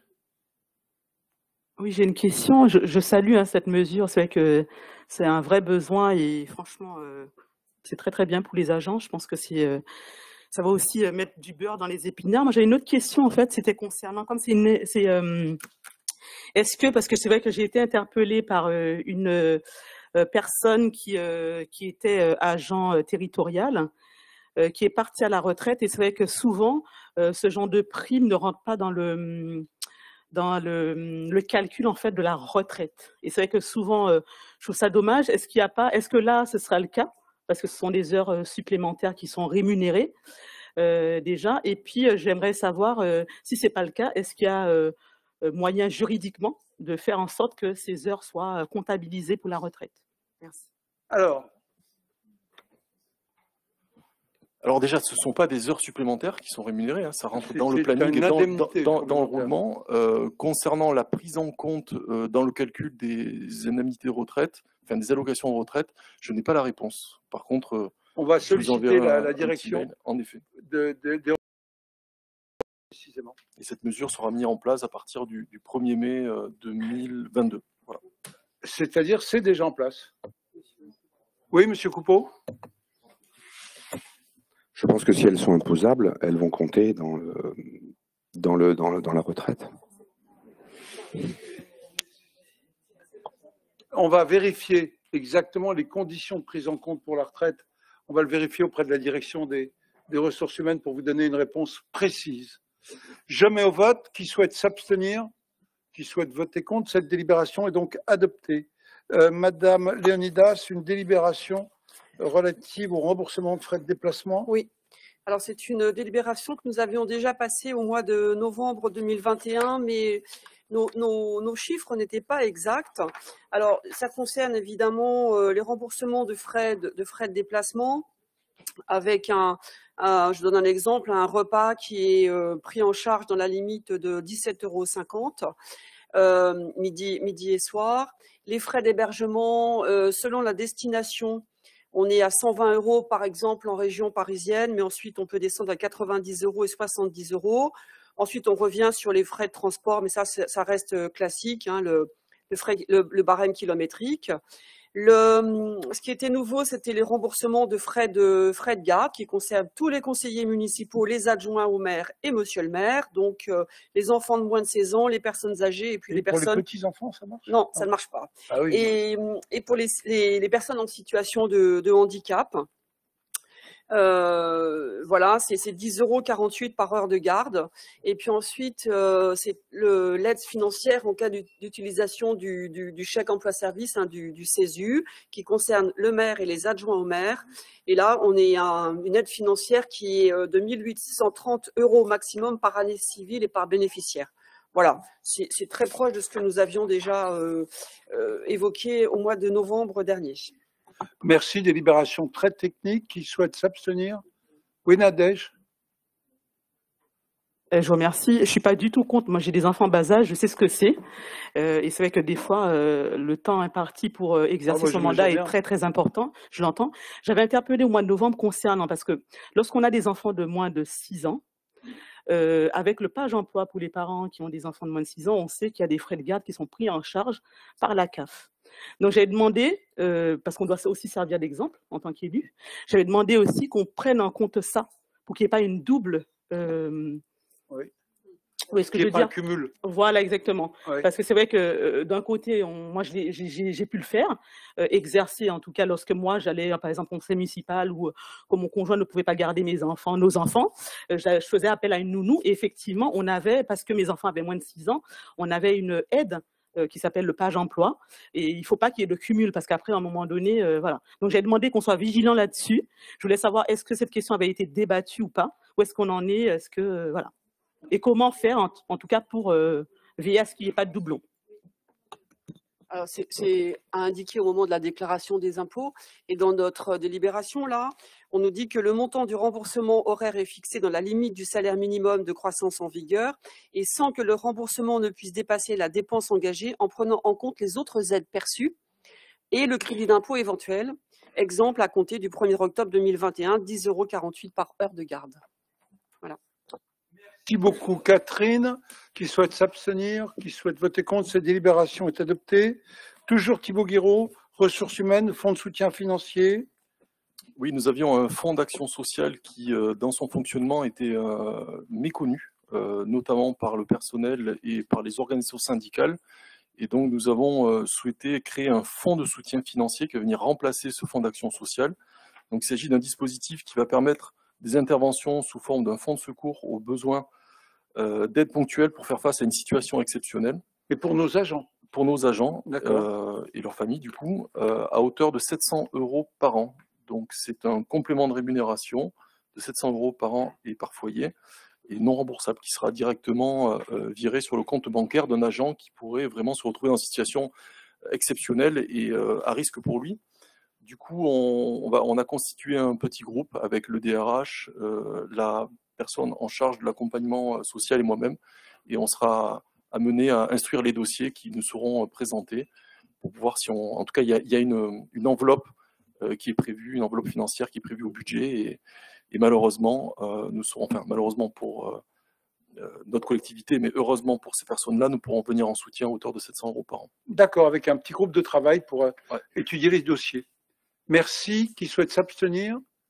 Qui souhaite voter contre? Cette délibération est donc adoptée. Élection professionnelle 2022, modalité de fonctionnement des instances. Alors oui, j'enchaîne. Depuis le décret du 10 mai 2021, nous devons maintenant fusionner notre comité technique avec notre CHSCT. On se réunit très régulièrement avec certains d'entre vous, des membres de la direction générale et nos organisations syndicales, donc les représentants du personnel. On se réunit en comité technique pour étudier toutes les réorganisations au niveau des services, et puis en CHSCT pour étudier toutes les questions liées à la santé, à l'hygiène et à la sécurité au travail. Donc on doit fusionner ces deux instances en un comité social territorial qui devrait voir le jour dans les prochains mois, et à ce moment-là, dans la suite logique du projet d'administration, dans la suite logique aussi d'un organigramme commun avec une direction générale unique, nous proposons de créer un CST commun. Pour vous donner un exemple, cet après-midi, nous étions en CHSCT côté CDA, nous avons évoqué exactement les mêmes questions que le précédent CHSCT qui s'est tenu côté ville vendredi dernier. Donc nous allons gagner énormément de temps en ayant un seul CST commun. Ça, c'était le premier sujet de cette délibération. Le deuxième sujet concerne le vote. Nous avions deux possibilités. Le vote à l'urne, comme ça se fait à l'usage depuis toujours. Et la chose qui va changer, ce qui nous est proposé, c'est de pouvoir, dans le cadre des élections professionnelles qui vont se tenir le 8 décembre 2022, donc l'élection des représentants du personnel au sein des instances de représentation, l'idée c'est de passer, en tout cas de recourir au vote électronique. Pourquoi ? Nous avons remarqué que le taux de participation était en baisse significative ces dernières années. 56% des agents ont voté pour élire leurs représentants du personnel en 2014. On est passé à 42% en 2018. Et lorsqu'on regarde ce qui se fait dans d'autres collectivités qui ont eu recours au vote électronique, il semblerait que cela favorise la participation. En tout cas, c'est le seul objectif.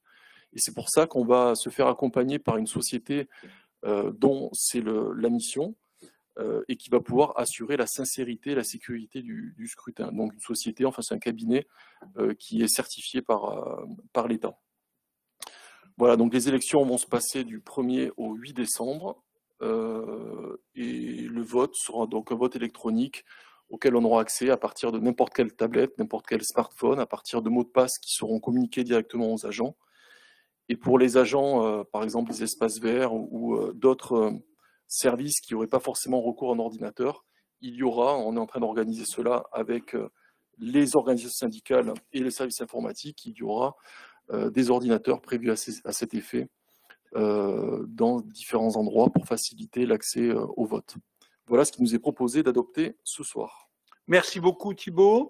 Des questions particulières? Je n'en vois pas. Je mets au vote. Qui souhaite s'abstenir? Votez contre cette délibération. Merci beaucoup. Dernière délibération technique sur une servitude de passage. Olivier Pantoux. Merci Monsieur le maire. Bonsoir chers collègues. Alors c'est une délibération d'une très grande simplicité qui consiste à autoriser la signature d'une convention de servitude au profit d'Enedis sur une parcelle numéro 131 CM 131 rue du Vélodrome. En fait, quelque chose de très très classique permettant donc à Enedis de passer les fourreaux et son énergie pour atteindre prochainement un nouveau transformateur réalisé dans le mur d'enceinte du Vélodrome. Donc là, elle est très très classique, mais par la technique que certains connaissent très bien de la question du propos incident, je voudrais en profiter en fait pour dire qu'à l'occasion en fait du transfert de ce poste électrique, ça préfigure la déconstruction de celui qui se trouve, pour celles et ceux qui connaissent la maison France Vatré, juste à droite, il y a un poste électrique qui bloque l'accès à un arrière de parcelle. Donc alors qu'on parle beaucoup aujourd'hui d'agriculture urbaine, de jardins partagés, etc., là on libère un espace qui pourra permettre un projet de quartier un jour ou l'autre, d'ici un an ou deux. J'en profite également, puisque la Maison France Vatré est très au cœur de l'actualité, pour répondre à une question tout à l'heure sur on va dire la participation collective à la définition des priorités de requalification des voiries, que le jeudi 23 juin se tiendront des ateliers dans la Maison France Vatré à 18 h pour parler du futur de la rue Marius Lacroix. Les invitations partiront d'ici quelques jours. C'est une réunion publique, donc bien évidemment, l'ensemble des conseillers municipaux sont invités à y participer. Voilà, donc du coup, on revient au point principal. Cette convention entre Enedis et la ville de La Rochelle est proposée afin d'autoriser Enedis à pénétrer sur cette parcelle dans le cadre de sa mission de concessionnaire du réseau de distribution publique d'électricité, d'autoriser Enedis à établir à demeure ses ouvrages. Un acte authentique réitérant cette constitution de servitude sera ensuite établi par notaire aux frais d'Enedis. En conséquence, il est proposé au conseil municipal en accord avec la commission compétente, d'approuver les dispositions de la convention ci annexée, d'autoriser Monsieur le maire ou son représentant à signer la convention ci annexée, y compris l'acte authentique réitérant devant notaire la constitution de cette servitude et tous les actes y afférents. Merci beaucoup. Je ne pense pas qu'il y ait de longs débats sur ce sujet-là. Qui souhaitent s'abstenir, qui souhaitent voter contre et donc adopter. Chers collègues, nous arrivons au terme de nos travaux. 2-3 informations particulières. Je vous invite, pour ceux qui sont disponibles, bien évidemment, demain, nous avons les cérémonies pour l'abolition de l'esclavage et les cérémonies du 10 mai. Et vous savez tous l'importance que nous y attachons à La Rochelle. L'ambassadeur d'Haïti sera présent en personne. Nos amis haïtiens, plusieurs font le déplacement et également le maire de Cotonou, capitale du Bénin, sera également présent et un partenariat avec de très nombreuses associations pour ces cérémonies. Deuxième information, les 14 et 15 mai, ce qui donc doit être le week-end prochain, c'est ça? Voilà, je vous invite aux 48 heures de l'agriculture urbaine qui se passeront dans le parc Franck Delmas. Là aussi, vous avez tous eu des graines. J'ai de la betterave de Detroit. Voilà. Donc c'est très intéressant, beaucoup de partenaires également. Et aussi, nous avons reçu un message pendant notre conseil de la part de ceux qui le suivent à distance, qui nous indique qu'en 1997, la fête du port de pêche s'était déroulée le soir. Voilà, donc nous sommes très suivis et nos propos sont suivis par tout le monde. Donc fête du port de pêche et puis tous les innombrables événements, également le départ de la course la sarabande. La sarabande des filles. Voilà, également. samedi 14. Donc, l'activité sur La Rochelle ne ralentit pas. Oui, je vous en prie, Anna-Maria. Musée à partir de 18h. La nuit des musées. Quel jour? Le 14. Le 14, la nuit des musées. Voilà, avec Il y a l'ombre des d'Arsène animations Lupin dans les qui musées circule dans les musées Rochefort. Je vous en prie, s'il vous plaît. Ça y est, c'est rouge. Il y a Festiprès aussi du 12 au 14. Merci, chers collègues. Merci pour vos contributions. Très bonne soirée à vous.